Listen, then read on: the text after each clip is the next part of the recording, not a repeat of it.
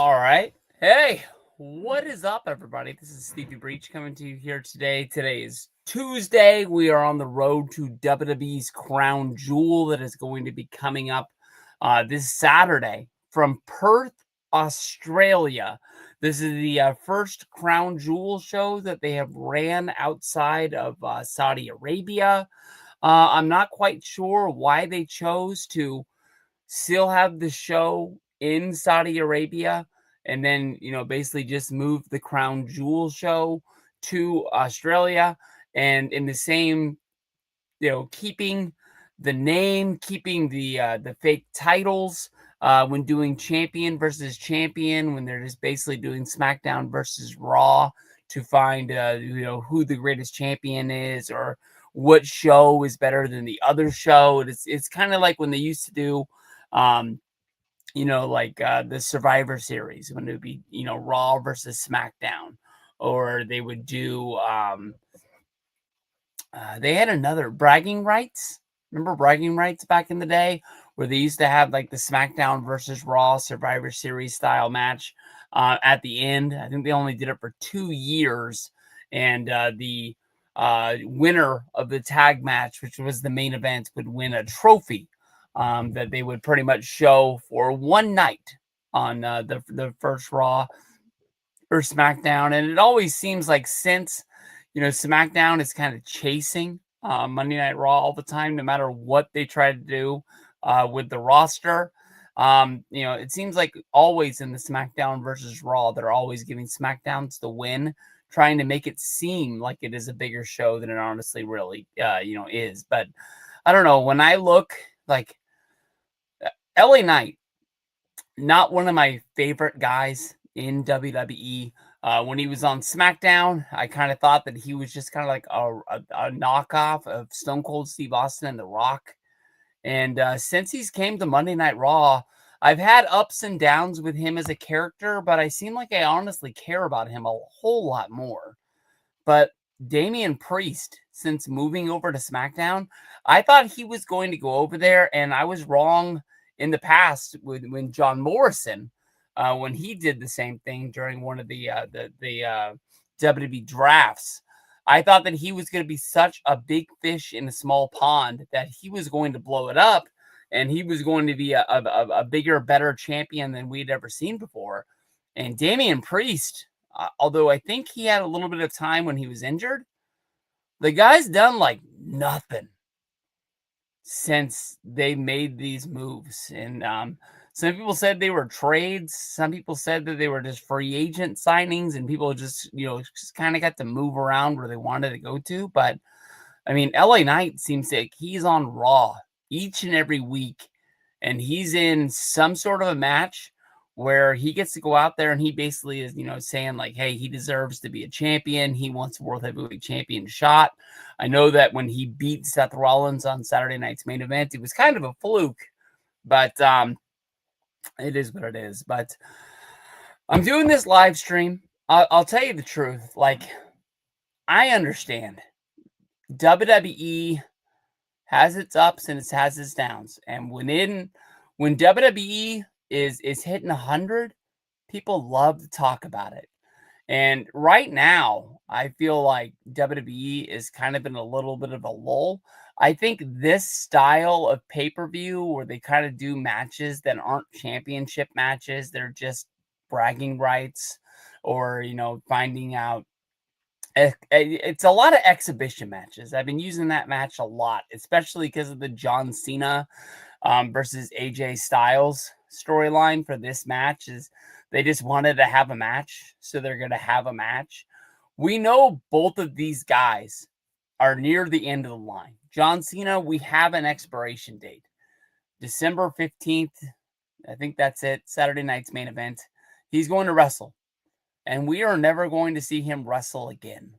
We will see him show up on Raw 2000. We'll see him show up on SmackDown's 26th anniversary, but we're not going to see him wrestle in a match, honestly, more than likely. And knowing John.Cena the way that I think I know him, I don't think John.Cena is going to take the cash and wrestle.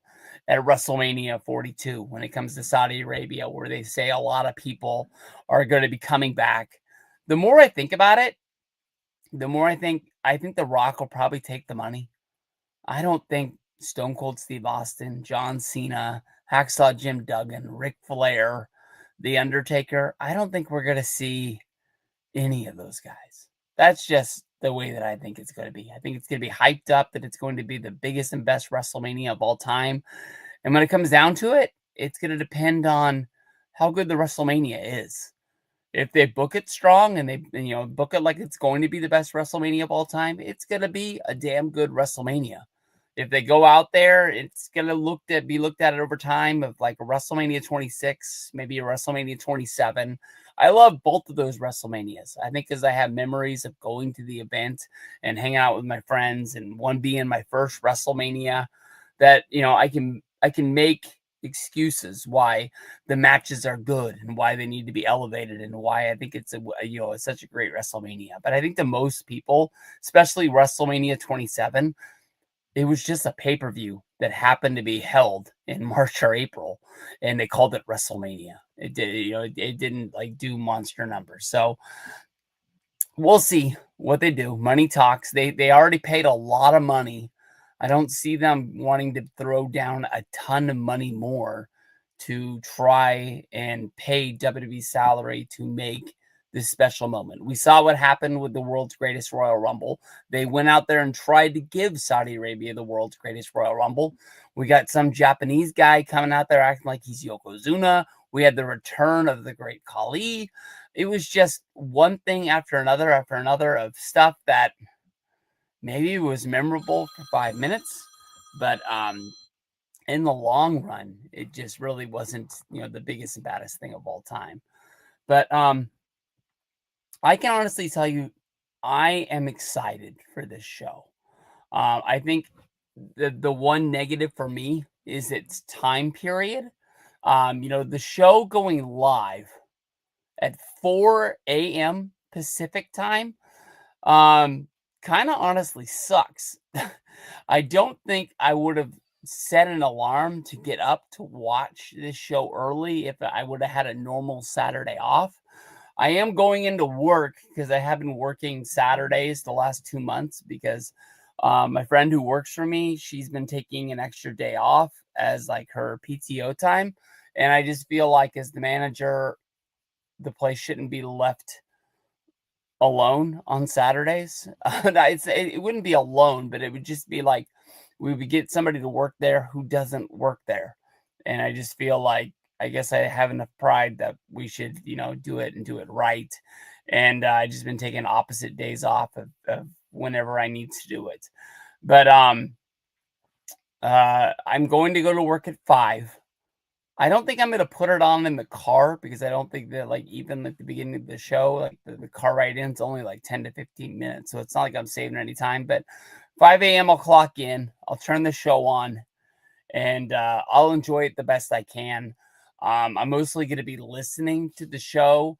I'm sure Michael Cole, maybe Wade Barrett, who's on the call. I think that they'll do a good enough job that I can listen to it and know what is going on. If something big, huge happens, I can hit the rewind on there or something like that. But I don't know.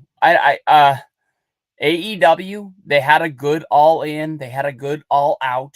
I heard a lot of people buzzing about the company when those shows were going down, saying that they really delivered really good pay-per-views. But I really haven't heard them follow up on Dynamites, Collisions.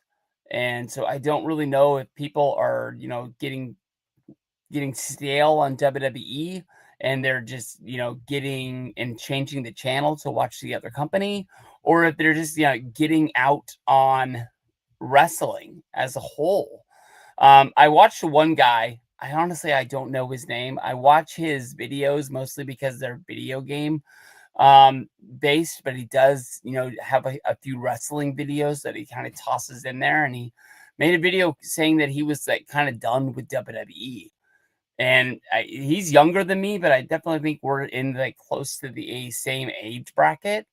And I know I've had my time periods when I wasn't watching as much WWE when they were hyping up, the Cody Rhodes versus Seth Rollins Hell in the Cell match, talking about, when Cody wrestled with the torn pec. I know that I was close to getting back in on wrestling. I definitely was following the news on Twitter. I was listening to videos from Dave Meltzer that would get posted onto YouTube and things like that, or some clips. Um, I wasn't watching, Monday Night Raw each and every week, but I would watch sporadic pay-per-views. I really don't know what my reasoning was for not watching that show. But I mean, I watched the highlights and I really feel like I blew it because I mean, I had Peacock.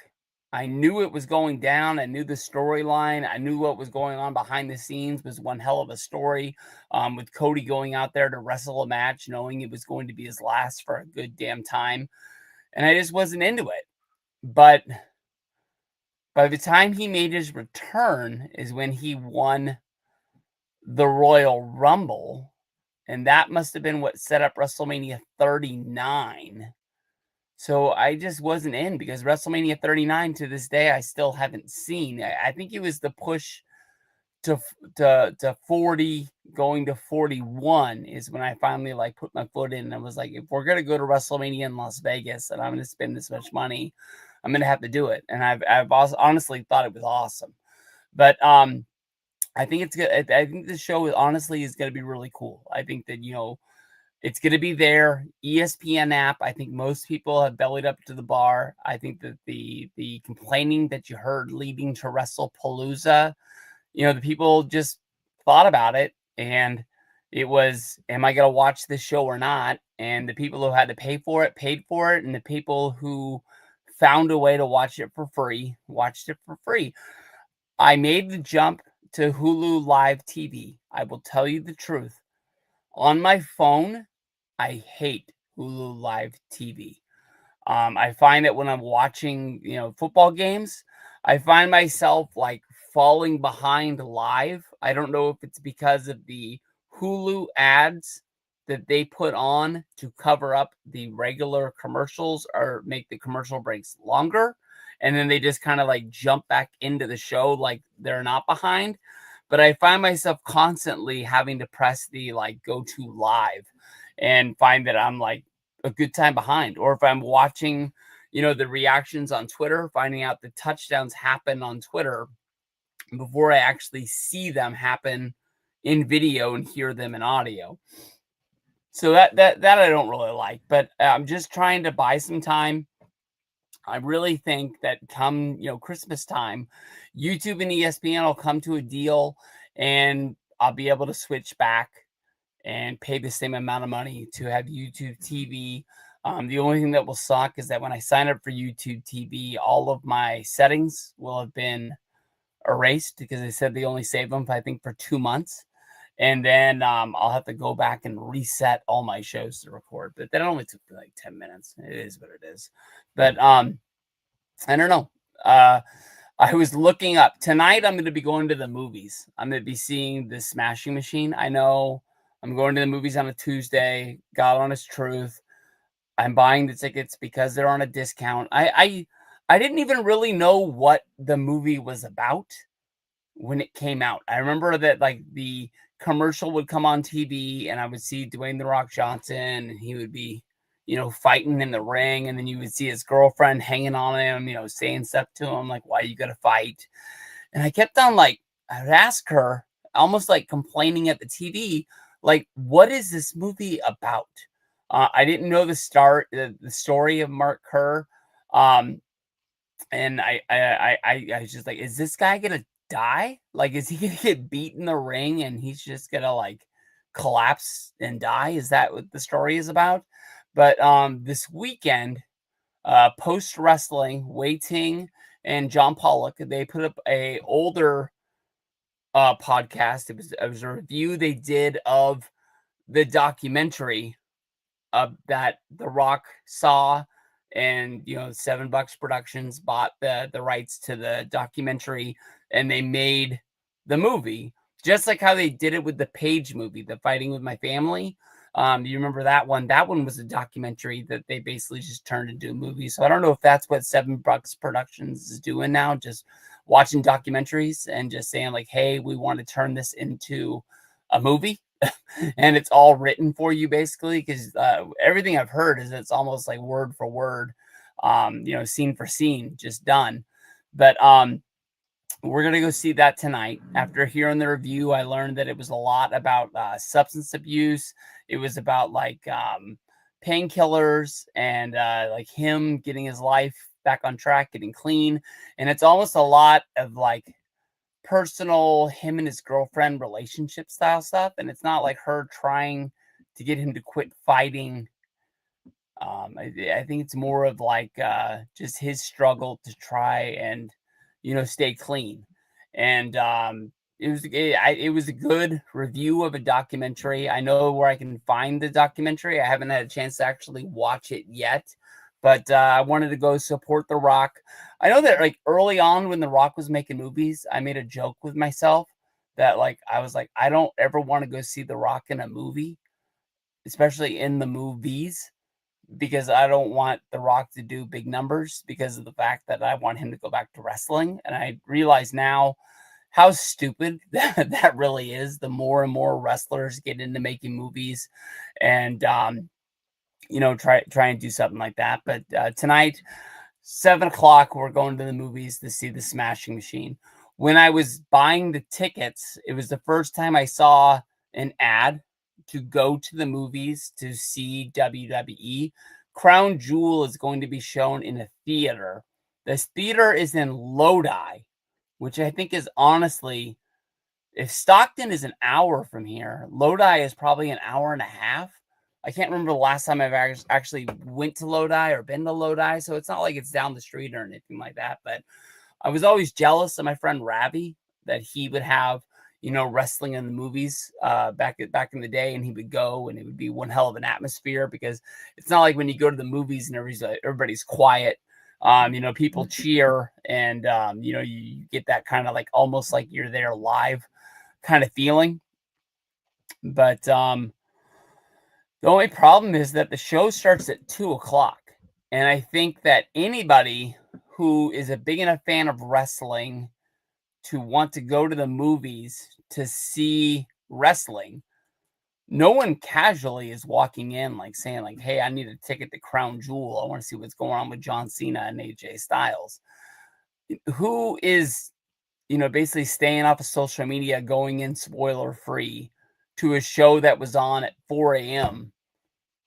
to a show that starts at 2 and see that. So I wouldn't be surprised if no one is in that theater. God's honest truth. So, but it's still pretty damn cool that the Crown Jewels can be shown in the movies. I'm really looking forward to this pay-per-view. I really don't know about you. The way I look at it, I think it's a lot of exhibition matches, but it's going to be a lot of fun wrestling. Is the best way that I see that I can do it. The storylines that they're throwing at us right now, I think a lot of it is setting up what's going to happen next month, after Thanksgiving at WWE's Survivor Series. The Roman Reigns of it all, what's going on with Roman, what's going on with Jey Uso, that story, I don't even want to guess really what the stipulation is. We already knew that Jey Uso was kind of driving himself crazy in his pursuit of going out and winning the World Heavyweight Championship. Yet once again, he doesn't want to. If you remember the storyline leading up to the WrestleMania match, people were saying that he was a fluke. People saying that he was a meme.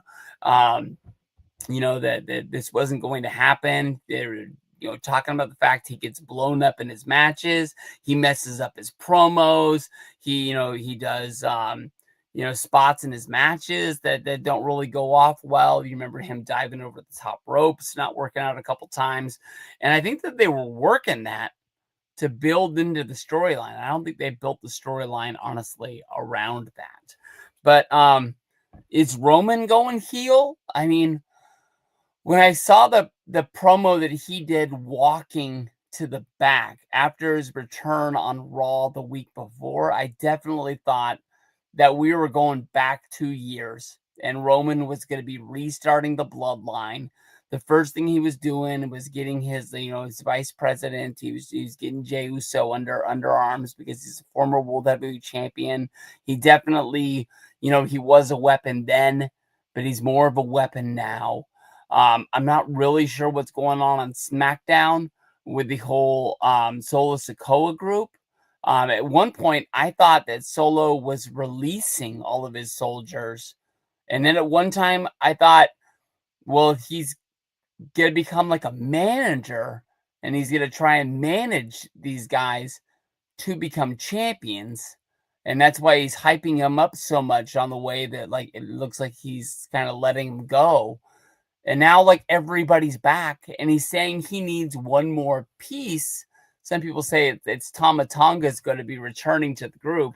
When somebody's injured and they're gone, I don't think you hype them up with the promo basically saying that you need one more piece of the puzzle. So I don't know how many brothers, sisters, aunts and uncles and cousins there are to the MFTs, but I think he's kind of keeping everything under wraps. And I think that as of right now, Roman is pretty much a Monday Night Raw guy. So I don't think that Solo is going to be jumping over to really join this clique. But when it comes down to it, I think that Roman is kind of like hyping up Jey Uso because he believes in him and he wants to be a champion. I don't think he's trying to turn him against Jimmy, but although he doesn't like Jimmy talking crap, on camera about him. So if he takes a shot, he's going to take a shot back. But I think when it really comes down to it is like we might be going back to 2020, but Jey Uso is going to have more respect on his name when we do Roman Reigns versus Jey Uso. I think that's basically what we're building up to. You loved the feud when Jey Uso was looked at as like he was a big underdog, that, this tag team guy was fighting for respect, and he was going out there and he was fighting a guy that had been a former champion like Roman Reigns. And, what's it going to be like when, Jey Uso is now a former world heavyweight champion? He's going up against Roman. So I think that's kind of where we're going. Whether if that means these guys are on the War Games team WWE team together, whether if that means maybe, Roman is a captain and he leaves Jay off of the list because he kind of feels that his head's kind of messed up right now and they need to beat the Vision. They don't need somebody working against the group inside of the match. And he just picks LA Knight and, John.Cena, Cody Rhodes to be in there with him instead of going with family. And then basically these promos of, what he should be doing and thinking of family and, building moments, and getting yourself out there can be used against Roman at that time, basically, I think. So it goes a little bit against what Roman Reigns has always stood for, but I think in the long run, it would be a pretty damn good storyline. You look at what I think is the World Heavyweight Championship match. What the fuck am I saying? You look at what I think is the main event. Your world heavyweight champion going up against your WWE champion. The whole, Cody Rhodes versus Seth Rollins match. That storyline right there. I think they're especially after Monday, they're telling us like, hey, just so you know, oh, now I know why I messed up. If you go on Wikipedia right now, somebody has changed it. I couldn't figure out why I screwed up that line so bad. But the main event of Crown Jewel on Wikipedia at this moment is Dusty Rhodes against Jon Moxley for the singles WWE Crown Jewel Championship. So that's why I screwed up so bad, because I was like, I'm reading it right off the screen.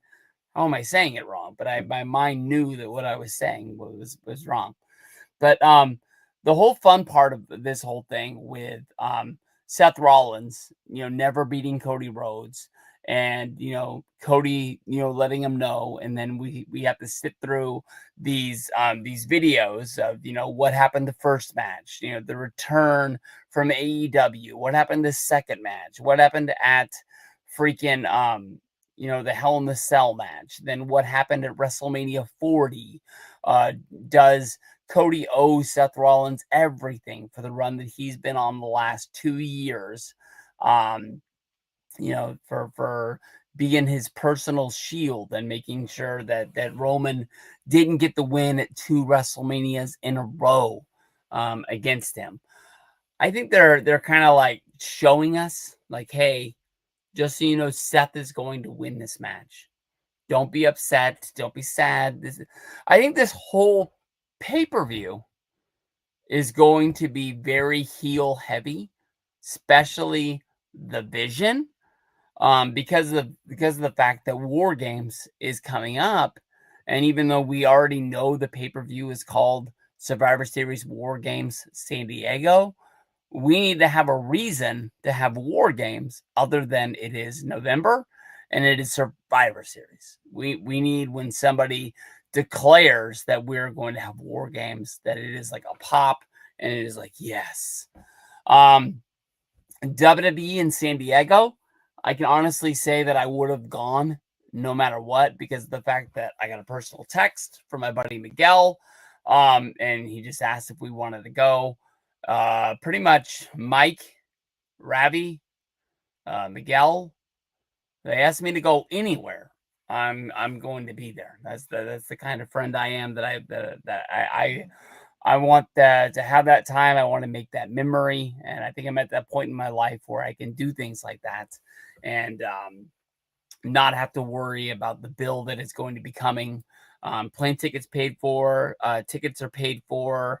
I think I have to pay Miguel for the part of the hotel that we're going to be staying in for the night. But other than that, we're set. I mean, what else is there to do? We got to buy some hot dogs, maybe a hamburger, get some wings at Hooters. I think there was a Hooters. No, the Hooters was in Phoenix that we went to for the Royal Rumble that year. Wherever we're going, we're going to have one hell of a time. Me and Miguel, it has been far too long since we have had a time like that. We went to Summer Slams, Royal Rumbles, WrestleManias, Summer Slams. We almost went to the Chamber in Oakland. I ended up going with just me and Luke, but that was one hell of a time. So it's going to be awesome. I'm looking forward to next month, but you don't need me to sell this thing for you guys. This is going to be a damn good show. I think that if you wanted my picks right out of the gate, I'm picking Seth Rollins to beat Cody Rhodes in the championship match. I think that Stephanie Bakir will beat Tiffany Stratton for the women's match. John.Cena versus AJ Styles. I understand having a good match. You're sitting there, you're watching it. I just don't want this to turn into what a John Cena television match would be if we were watching Monday Night Raw. There's no storyline other than AJ every time he's talking on a microphone, acting like he's not supposed to be talking about this match. They're sort of treating this match like this is the match that they didn't want to happen, but the fans asked for, so they had to give it to them. John Cena, I don't know what he's doing. If he's doing publicity for the Peacemaker, is it Peacemaker or Peacekeeper? Whatever that show is on HBO, whether he's filming a movie, if he's filming a TV show, whatever, John Cena is doing, he's not able to show up to Raw. I'm just glad that we're getting this match. But I'll tell you the truth, like, after getting beat by Brock at WrestlePalooza, I almost feel like they should have had the storyline like, when you lose, your career is over. I understand, like, if you think about a basketball team, a football team, a baseball team, they're not going to go 17-0. They're not going to win 162 games. They're not going to win 82 games, no matter what sport you're looking at. So John Cena is not going to win every match he's in. But the whole setup for the Brock versus John Cena match was that Brock kept saying, I'm going to retire John Cena. John Cena doesn't get to come out and say that he's on his retirement tour. I'm going to come in and I'm going to end it. So when we see Cena in Perth against AJ, is that Cena actually winning because Brock didn't beat him up bad enough? And every sort of like conspiracy theory that I've come up with that Brock Lesnar is only wrestling one match for the company, it's out the window. I mean, the guy's going to be in the video games. Topps already came out with a Brock Lesnar card. The dude's back. There ain't no other way to put it. It's not just, Triple H said, like, hey, we're going to bring Brock back because John asked for it.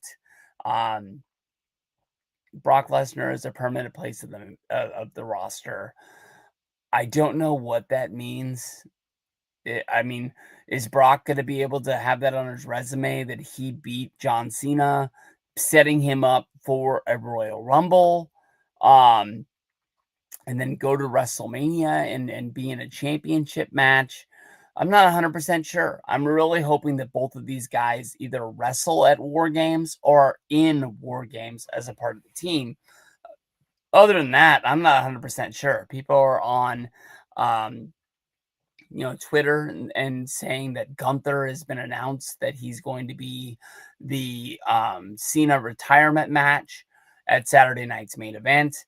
Now, that match doesn't make a ton of sense to me, especially if Cena goes out losing. I think after the Kurt Angle WrestleMania 35 against Baron Corbin fiasco, I don't think there's any way in the world that Cena is going to lose that match. He's going to beat anybody. I don't care if it's two Gunthers inside of the ring. I don't care if that's the first time that we've seen Gunther, and Gunther's never lost back-to-back matches. Gunther's gonna lose this match. I promise you. But we'll have to see. But I'll tell you the truth. I'm not as down on the John Cena storyline of his final year in WWE. I mean, if you remember back in January, this guy showed up on Monday Night Raw, telling us like, hey, I haven't won a match in 3 years. This guy was kind of down on himself, saying that he was over the hill. He didn't know if he could do this anymore. And then the guy came out. He had one hell of a showing in the Rumble. He wins the Chamber. He wins, the title at WrestleMania 41. He has a few, matches. Randy Orton, R-Truth. Who else was in there? I know he had the tag match at Money in the Bank. And then he goes and he loses the championship and he loses his heel persona at SummerSlam. But I mean, like, the dude's back. I just don't understand why he lost that one.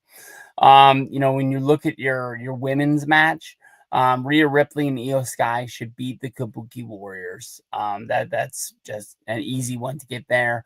And then in the Australian street fight, I think it's going to be a matter of numbers.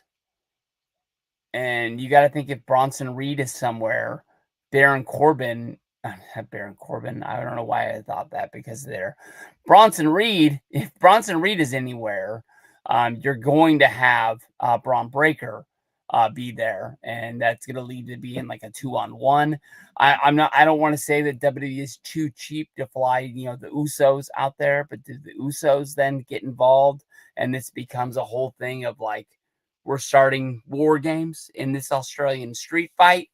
I'm not sure, but I'm picking Bronson Reed to get the win here. I know it's hard to, pick against Roman Reigns, but we'll see what's going on there. It's going to be fun. I didn't go match by match in depth. We did that a few weeks ago. These are all just kind of exhibition matches, so there's nothing really to put into it. But this is me telling you that I think that this pay-per-view is going to be awesome. I think treat it like it's just an extra TV show, an extra episode of Raw, extra episode of SmackDown, and you'll be all right. But our worlds are going to be turned upside down because of the fact that like Raw and SmackDown are going to be on so early. I don't know how to use the VPN. So SmackDown, I think, is just going to be on at 8 o'clock for us here, which means that like on Twitter, you can kind of watch it at 5 o'clock. I wish that SmackDown was live for us here in California. I think I would watch more of them. But man, beggars can't be choosers. Monday Night Raw on Monday is going to be 5 a.m. The show is going to start. I'll be definitely listening to that. Thanks to Netflix. Tip a beer for the working man. But that's about it, man. Hope everybody had fun. We got a lot of comments here from Not JPEG. I'll fly through these really fast. I'm honestly doing good. Like I said, I'm going to see the Smashing Machine tonight. We're rolling into Crown Jewel this weekend. It's going to be a good time. Possibility of Dave Bautista and the model Rick Martel getting inducted into the WWE Hall of Fame someday. Dave Bautista was part of that class that was supposed to be WrestleMania 36. Then was even advertised that they were going to do it WrestleMania 37. I don't know why he pulled out. I haven't really seen him do anything for the company. I would say I don't think that he's under contract, and maybe that's what he wants. I don't know if he has a Legends deal. I can't think of the last Batista action figure that got made. I can't think of the last. The video games are just too hard. I don't know if Batista is in the video game. I can't think of a Batista wrestling card that's came out by Topps of Panini. So maybe that's one reason Batista's not wanting to do it, is maybe he doesn't have a Legends deal and maybe he thinks that he should. And I don't know if Triple H is in charge of that. I don't know who's in charge of the Legends deal. But I think there's some reason why Batista hasn't been put in there, and I'm wondering if that really is the reason. Rick the Model Martel. This year, Major Bendy's put out I guess it was a big rubber guy. He actually was not a Major Bendy. He got a big rubber guy, his first action figure that he's had in quite a long time.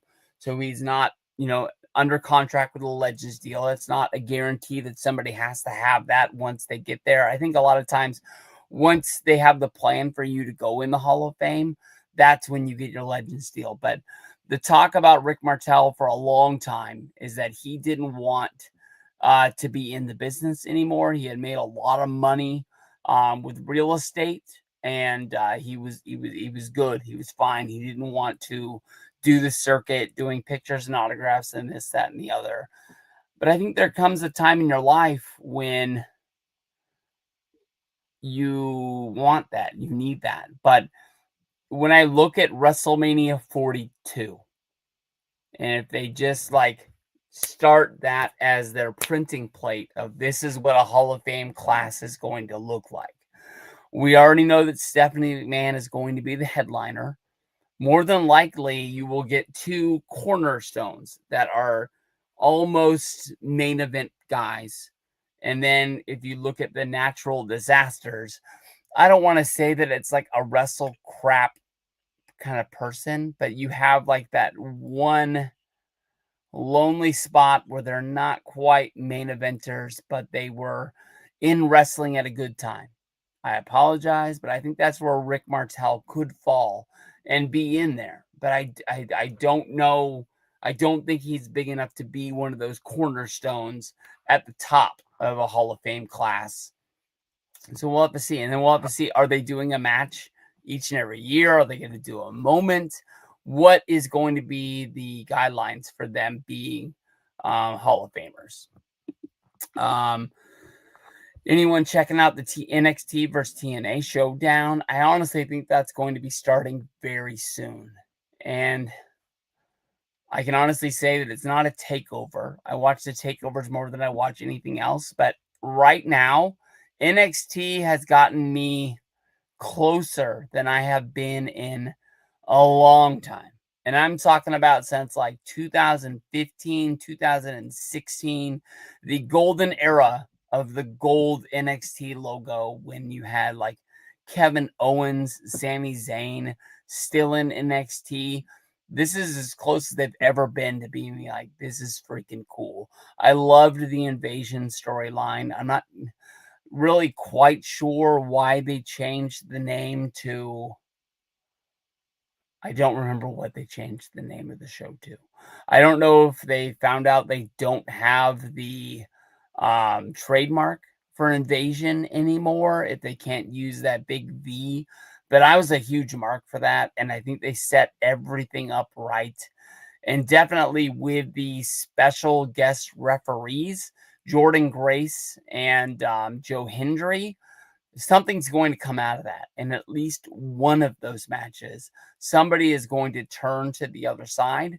And I definitely think there's going to be people inside the match who wrestle for NXT that are going to become TNA people. And I think that there's going to be TNA people that, take the money and all of a sudden now they are NXT people. How they'll work that out with contracts and such and storyline, I'm not 100% sure how somebody could switch and then be back working for the other company down the road, but I'm sure they'll figure that all out. They're pretty damn good at it, but I think they're honestly doing a really good job. 2025 match of the year contenders. I don't think I'm that good at this. Honestly, I nothing I can think. There's been a lot of good matches on a lot of the shows that I've seen. Which company might Santos Escobar be joining next? I'll tell you the truth. When I saw that he was leaving WWE, my immediate thought was like, where is this guy going? I don't want to say it's impossible, but like, can a WWE guy get released from WWE and then could he join AAA? Or is he forced to join CMLL? I really don't know how many more people, AEW can sign. Braun Strowman as the next Friday the 13th, Jason Varghese. Yeah, I honestly think this could happen. I mean, like he wants to get his name out there. He's not full-time wrestling. He's got the size to be a scary fool. He definitely can get into acting if he wanted to get into acting. And peace out. That's going to be it for the WWE Crown Jewel 2025 stream. Like I said, I'm really excited for this show. I think it's going to be really, really good. I'm not sure what the numbers are going to be. I'm kind of expecting ESPN to be looking at this PLE and kind of like wondering, I wonder if they knew going in that this show was going to be an AM wrestling show in America.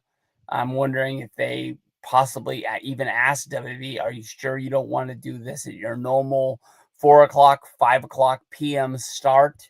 And then not realize that the show is actually in Perth. I mean, you got to remember this ESPN deal just started last month, but I think they probably knew that this was like a worldwide company and it'd be going down. So looking forward to this, big time.